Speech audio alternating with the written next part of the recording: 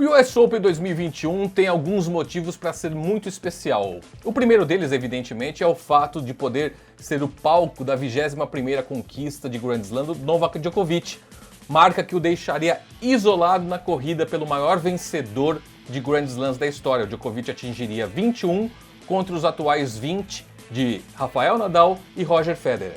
O segundo ponto é responder uma questão que muita gente envolvida no tênis, acho que cada um de nós aqui já fez essa pergunta também, que como seria um Grand Slam sem esses grandes nomes, sem Roger Federer, sem Rafael Nadal, sem Serena Williams, que infelizmente não vão poder participar, mas a gente vai ver o desenrolar da competição sem eles. Será que perde um pouco a graça?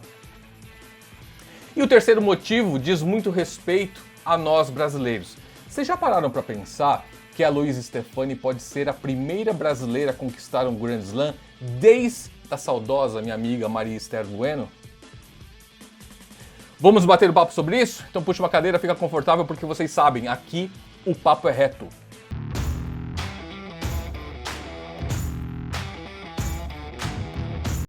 Bom, turma, muita gente animada e ansiosa para falar de US Open, então vamos lá, mas antes disso, aquele recadinho básico do YouTube. Se você curte esse conteúdo voltado para esportes, especialmente tênis, então lá na frente, se você teve alguma informação interessante, alguma análise, alguma reflexão pertinentes, por favor, considere deixar um like pra gente, se inscrever aqui no canal, isso é muito importante, vocês não sabem a força que vocês dão para a produção desse conteúdo para tênis. A gente sabe que é difícil, né?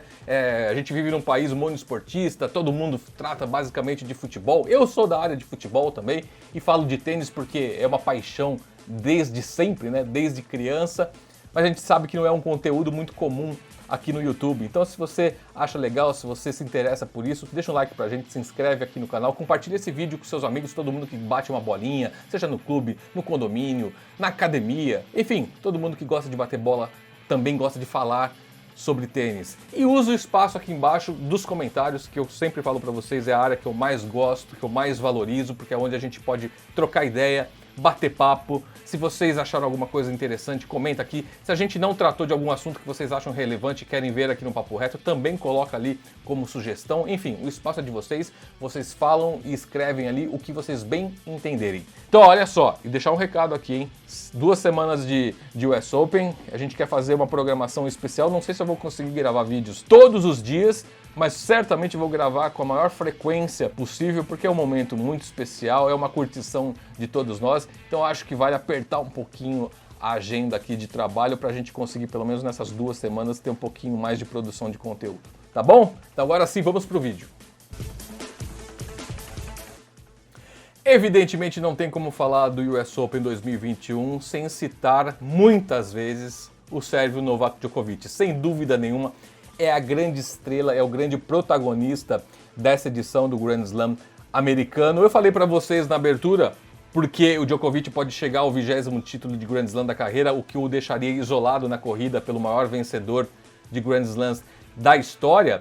Mas também tem outra marca muito importante, tão histórica quanto, que é o fato de o Djokovic poder chegar ao 4º título de Grand Slam na temporada. O sérvio já venceu a Austrália, o sérvio já venceu em Roland Garros, em Wimbledon e agora pode fechar o calendário, o Grand Slam de calendário, como o pessoal costuma falar, que é vencer os 4 principais títulos do tênis no mesmo ano, o que não ocorre desde a época do Rod Laver. Então, olha só o tamanho, a dimensão desse momento. Lembrando que o Djokovic se preparou muito para essa competição. Ele jogou os Jogos Olímpicos de Tóquio, não foi bem, teve toda aquela polêmica que ele caiu na semifinal diante do Zverev, alegou que sentiu um problema no ombro e de fato o transcorrer do jogo leva a crer que ele teve algum problema mesmo, mas também foi marcado por aqueles atos de indisciplina dele, que ele jogou a raquete na arquibancada, estourou a raquete no poste da rede ali, mas enfim, não foi um bom momento para o Djokovic. Depois de Tóquio, tivemos 2 competições muito importantes, 2 ATPs 1000, o de Toronto e o de Cincinnati, que normalmente o Djokovic disputa. Só que por tudo aquilo que aconteceu nas Olimpíadas e pela importância histórica até dessa edição de 2021 do US Open, o Djokovic resolveu não jogar torneios. Dedicou-se aí única e exclusivamente para se preparar para esse momento. Então, imagino que a minha expectativa e a da maioria de vocês é é de que o Sérvio chegue ali no auge, nas suas melhores condições físicas, mentais, técnicas e táticas, que já são muito altas, né? Ele é um atleta de excelência. Ainda mais com uma fase de preparação tão bem feita e tão longa como foi nessa oportunidade. Então vamos falar um pouquinho desse início de campanha do Djokovic. Eu quero apresentar para vocês aqui, aliás, eu vou deixar aqui embaixo, isso que eu vou mostrar para vocês está no site oficial do US Open, que é o usopen.org, tá aqui embaixo. Eu convido vocês a acessar, o site é muito legal, é muito informativo, é fácil de navegar. Então, olha só, por exemplo, eu separei para vocês, só para dar um exemplo um inicial de como que funciona aqui. Então, olha só, aqui eu vou pedir para nossa equipe colocar aí na tela para vocês acompanharem a minha linha de raciocínio. Essa tela aí é a parte de cima do chaveamento, onde está exatamente o número 1 do mundo, que é o Djokovic. Então o primeiro nome ali que eu grifei em amarelo para vocês, tá pequenininho ali, mas enfim, vocês podem dar um pause ali, aumentar um pouquinho a tela, ou ir direto no site lá do US Open para conferir isso melhor. Mas é só para dar uma palhinha. Então o Djokovic pega na primeira rodada o Rune, que é um dinamarquês. E é bacana também que se vocês clicarem no nome dos atletas aqui, abre o perfil deles. Então o Rune, por exemplo, é um jogador... Coloca o perfil do Rune aí. Vocês vão ver ali 1,88 m, é um garotão de 2003, ou seja, tem 18 anos, veio do qualifying. Então o Djokovic pega o Rune na abertura, na estreia, né? A primeira semana do Djokovic, pelo que eu vi aqui, não deve ser muito complicada, porque vejam o chaveamento. O vencedor do jogo do Djokovic pega o vencedor do Griekspoor com o Struff. Imagino que o alemão, o Struff, deve levar essa. Então na segunda rodada nós teríamos Djokovic e Struff. Você vê que o caminho do Djokovic é relativamente sossegado. Porque na terceira rodada, aí vocês já vão ali para a parte de baixo ali da tela, você tem dois confrontos. Caruso, o italiano, contra o Nishikori, o experiente Kei Nishikori. E embaixo o Mackenzie McDonald, que é o americano, contra o Goffin.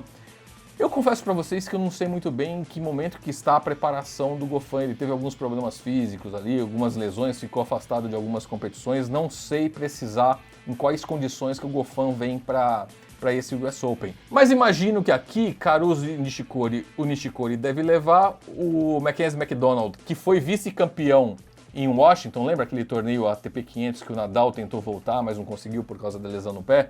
Então, a final daquele torneio foi o Sinner, o garoto italiano, contra o Mackenzie McDonald. E o Sinner levou. Então, o McDonald vem, talvez, o seu melhor resultado na carreira profissional até aqui, que foi esse vice-campeonato no ATP 500 de Washington.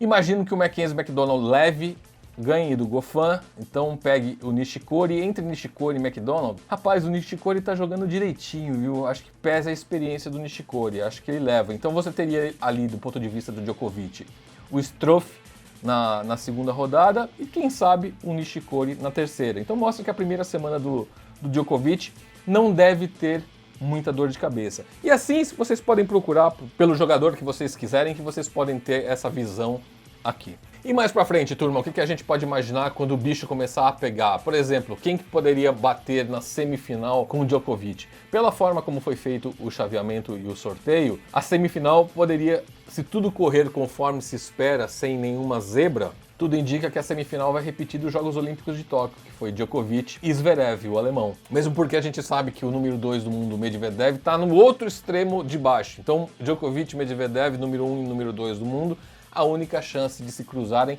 é numa eventual final. Muitos de vocês me perguntam, pô, Vila, o que você espera do Djokovic num momento tão importante como esse, num evento tão relevante como esse, tão especial como esse US Open? Turma, a gente está falando de um atleta de excelência, 34 anos, número 1 do mundo, dono da maioria dos recordes dos números que fazem história do tênis. É difícil esperar algo diferente, novo, de um jogador como esse. O que eu espero do Djokovic é que ele mostre excelência naquilo que a gente sabe que ele é excelente. Porque ele é um jogador completo, ele tem um físico privilegiado, ele tem um mental muito forte, ele tem a parte técnica muito bem desenvolvida. A gente fala muito da devolução de saque dele, mas ele tem uma esquerda sensacional, ele tem uma direita muito boa, ele tem um drop shot preciso. A parte tática dele é muito bem desenvolvida, é muito bem planejada. Então é difícil imaginar um Djokovic diferente daquilo que a gente já se acostumou a ver. E aí tem a outra pergunta: qual o impacto que a campanha ruim nos Jogos Olímpicos de Tóquio pode ter num caso desse? Será que mexe com a confiança dele? Eu entendo que é ao contrário. Acho que um cara com o casco, com a experiência, com a rodagem do Djokovic, não vai deixar se abalar por um momento ruim que passou. Vai motivá-lo. Eu acho que ele entra com mais gana ainda de mostrar o resultado, de reverter essa imagem que ficou em Tóquio. Onde que eu entendo que pode existir a mudança, pode existir o fato novo? Nos adversários. Aí sim eu entendo que seja um ponto para a gente analisar com muito carinho nas quadras de Nova York. Por quê? Em primeiro momento, quando a gente fala que essa edição do US Open não vai ter Rafael Nadal, que está com uma lesão no pé, Roger Federer, que vai ter que operar o joelho mais uma vez, Stan Wawrinka, que passou por muito aperto aí físico, com lesão também, Dominic Thiem, que não vai conseguir defender o seu título, Thiem é o último campeão do US Open, problema no punho, também não vai jogar. Então você tem 4 grandes jogadores ali que quando você fala que essa edição não vai contar com eles, qual é a primeira coisa que passa na cabeça? Puxa, o caminho está aberto para o Djokovic. Talvez não seja bem assim. Evidentemente, o Djokovic é o grande favorito, favoritaço para essa conquista. Porém, aqueles jogadores que a gente vem falando há muito tempo que precisam estourar, que precisam demonstrar que podem assumir o trono, que tem talento e condição técnica para isso, finalmente parece que eles começam a desabrochar. A ausência desses grandes nomes parece que deu um espaço para eles aparecerem. Que eles sempre ficavam ali comprimidos, né? Puxa, se eu chegar numa semifinal tá bom, porque normalmente a final vai ser Djokovic, Nadal, Nadal, Djokovic, Nadal, Federer, Federer, Djokovic. E agora, esses caras parecem que desabrocharam mesmo para o seu real potencial. Então você tem o Zverev no melhor momento da carreira dele, você tem o Medvedev no melhor momento da carreira dele, você tem o Tsitsipas no melhor momento da carreira dele. Se você não tem Nadal, não tem Federer e não tem o Wawrinka ou o Thiem, você tem esses 3 caras que hoje sim podem bater de frente com o Djokovic. E esses caras, ao contrário do Djokovic, a gente pode imaginar evoluções, algo diferente. Recentemente eu comentei com vocês sobre o saque do Zverev. O Zverev até um ano atrás, um pouco mais de um ano, o saque era um grande problema na vida dele. Ele perdia jogos por causa disso e se dedicou integralmente a esse fundamento. E olha o saque do Zverev hoje, se transformou numa arma. Então são caras que conseguem se desenvolver. Aliás, eu falei há pouco do Tsitsipas. Tem um detalhe que eu quero dividir com vocês, uma impressão que eu quero a opinião de vocês. Como eu sempre falo, coloquem aqui embaixo no espaço de comentários. Vocês notaram que agora, todo final de set, é essa história de ir para vestiário? E como que isso atrasa o jogo? Geralmente vem um cronômetro depois mostrando o tempo entre o último ponto disputado e aquele momento. E geralmente dá ali 6, 7, às vezes até 8 minutos. Bom, turma, o que eu queria dividir com vocês aqui é o seguinte. Eu particularmente não tenho curtido muito essa ideia de todo final de set o jogador ir para o vestiário. E por um motivo muito simples, dá margem para esse tipo de confusão que aconteceu, por exemplo, em Cincinnati, quando o Tsitsipas foi para o vestiário e a câmera flagrou o pai dele nas arquibancadas mexendo no telefone. Isso quer dizer que eles estavam em comunicação? Não necessariamente, mas levanta a suspeita. Além disso, pode acabar sendo usado como um instrumento de catimba para milongueiro, entendeu? Para esfriar o adversário. Ah, mas o cara tem direito aí descansar, ou passar uma água no rosto, ou trocar de camisa. Não, tudo bem, tem direito. Só que você não precisa ficar 6, 7 minutos no vestiário. Você consegue fazer isso em 2, 3 minutos. Porque senão, repito, você dá margem para que essa possibilidade de ir até o vestiário acabe sendo usada para fazer cera. Ou simplesmente para esfriar o seu adversário. Enfim, eu entendo que assim, se o jogo vai para o quinto set, ok, entre o quarto e o quinto set você tem essa condição, pode ficar até 10 minutos se for o caso. Agora, todo final de set, a possibilidade do cara pegar uma linha dele ali e sair para o vestiário, em muitas quadras, quem já transitou por aí um pouquinho sabe que tudo bem, o vestiário é pertinho, mas em outras é uma distância gigantesca, o cara leva mais de 1 minuto, quase 2 minutos, só para chegar ao vestiário. Perde-se muito tempo com isso. Então, no meu modo de entender, essa condição de sair da quadra deveria existir apenas no intervalo para o último set. Mas o que vocês pensam sobre isso? Por favor, deixem aqui embaixo se vocês concordam com a saída, se vocês discordam e, claro, a razão da opinião de vocês. Também quero dar uma passadinha rápida, não posso deixar de citar a estreia do Thiago Monteiro. Ele vai jogar contra o Evans, o Daniel Evans. O britânico é mais jogador que o Thiago, mas vale destacar que o momento do britânico não é muito bom. O Evans fez uma grande campanha em Monte Carlo, ainda ali na fase preparatória do Saibro para Roland Garros, e de lá para cá ele colecionou uma série de eliminações ainda na primeira rodada. Então a fase, o momento do adversário do Thiago não é interessante. Talvez esteja aí uma possibilidade bacana para o brasileiro conseguir avançar. Pelo menos a gente vai ficar na torcida, né? E claro, turma, no vídeo de hoje destacar a questão da Louise Stephanie. Como eu disse para vocês na abertura, a gente está diante de uma possibilidade real, é fato, de uma brasileira, de uma tenista brasileira, chegar à conquista de um Grand Slam depois da nossa saudosa Maria Esther Bueno. E não é exagero, claro que tem muito de torcida aqui também, mas se a gente analisar friamente o chaveamento, você percebe que a Luísa com a Gabriela, a Dabrowski, a canadense, a dupla delas está num momento sensacional. Elas vêm de um título em Montreal, num ATP, num WTA 1000, e de um vice em Cincinnati. Ou seja, na preparação para o US Open, a Luísa e a Gabriela chegaram às duas finais dos dois principais torneios de preparação. Então, naturalmente, elas figuram ali como favoritas à conquista do Grand Slam. Como que elas vão reagir a um momento como esse, tão especial?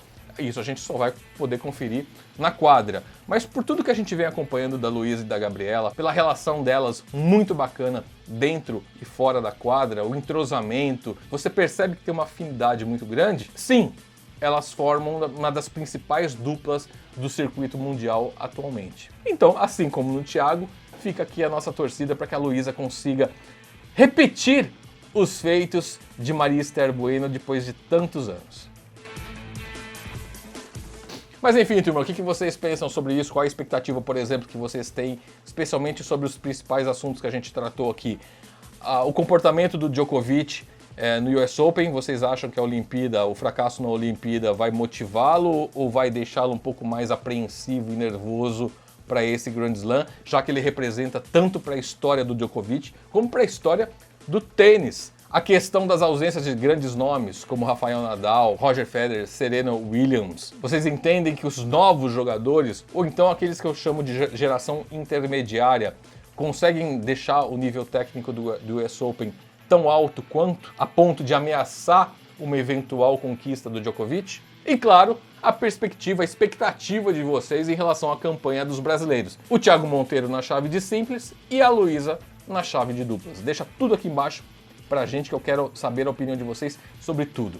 E agora sim, turma, se vocês acharam alguma informação relevante aqui, alguma análise, alguma consideração, alguma reflexão pertinentes, por favor, considerem deixar um like pra gente, se inscrever aqui no canal e compartilhar esse vídeo com a turma do clube, da academia, do condomínio, enfim, seus amigos que jogam tênis. Como eu sempre falo, quem joga tênis gosta muito de falar sobre tênis também.